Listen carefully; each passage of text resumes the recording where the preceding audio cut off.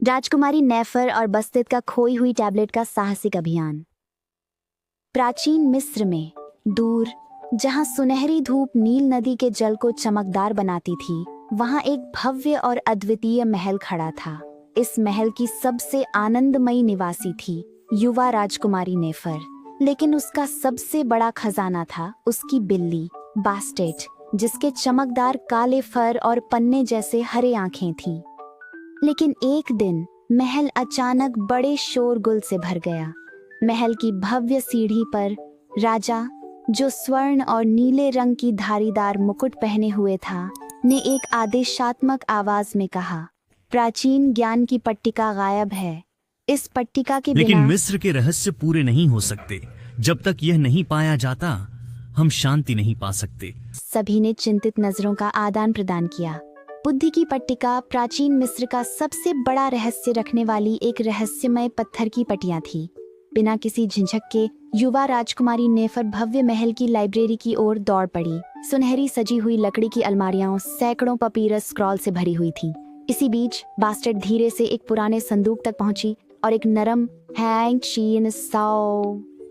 नेफर तुरंत समझदार पुजारी अमेनहोटेप से मिलने गई। अपनी लंबी सफेद दाढ़ी और महान ज्ञान के लिए प्रसिद्ध अमेनहोटेप पत्थर के स्तंभों से घिरे एक मंदिर में बैठे थे। दीवार पर एक चित्रलिपि की ओर इशारा करते हुए अमेनहोटेप ने कहा, समय को जानने वाले के हाथों में ज्ञान की गोली छिपी हुई है। नदी बहती है, तारे बोलते हैं और रेगिस्तान उत्तर धारण करता है। उस रात बास्टेट अचानक महल के एक पत्थर के स्तंभ पर चढ़ गई और जोर से म्याऊं कर उठी। नेफर ने तुरंत उसका पीछा किया। स्तंभ के आधार पर चंद्रमा की रोशनी में रेत के नीचे एक प्राचीन नक्शा छिपा हुआ था। जब उन्होंने नक्शा खोला तो देखा कि यह नील नदी के किनारे पिरामिडों के पास एक स्थान को चिह्नित कर रहा था। नेफर और बस्ते तारों भरी रात के आसमान के नीचे गुप्त रूप से महल छोड़ दिए। जब वे रेगिस्तान से गुजरते हुए प्राचीन मंदिर पहुंचे तो देखा कि वहां विशाल पत्थर के खंभे लगे थे। मंदिर के प्रवेश पर एक विशाल होरस की आंख का प्रतीक था।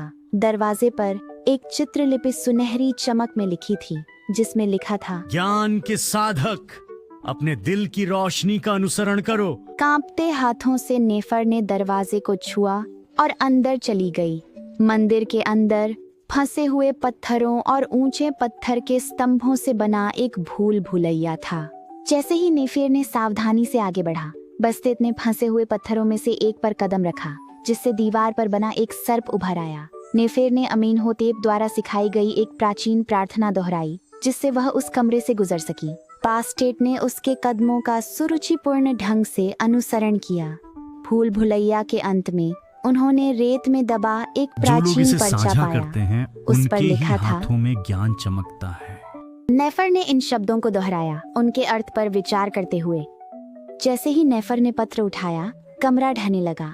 वह और बस्तेट तेजी से पास के एक कक्ष में भागे। वह कमरा ज्ञान का कक्ष था, जिसके दीवारों पर चमकते नीले चित्रलिपि बने थे। नेफर जानती थी कि इस कमरे के भीतर एक और रहस्य छिपा हुआ था। कुछ कदम चलने के बाद नेफर ने देखा कि छत तारों से ढकी हुई थी।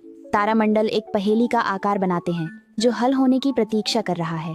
तारों की स्थिति का ध्यानपूर्वक अनुसरण करते हुए नेफर ने सही दरवाजा खोज लिया।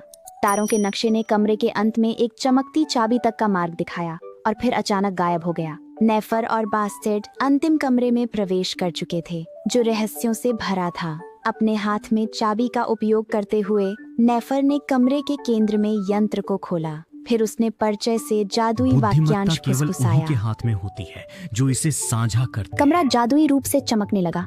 नेफर और बास्टेट ने पीछे मुड़कर देखा कि वह टैबलेट दिखाई दी, जिसे वे ढूंढ रहे थे।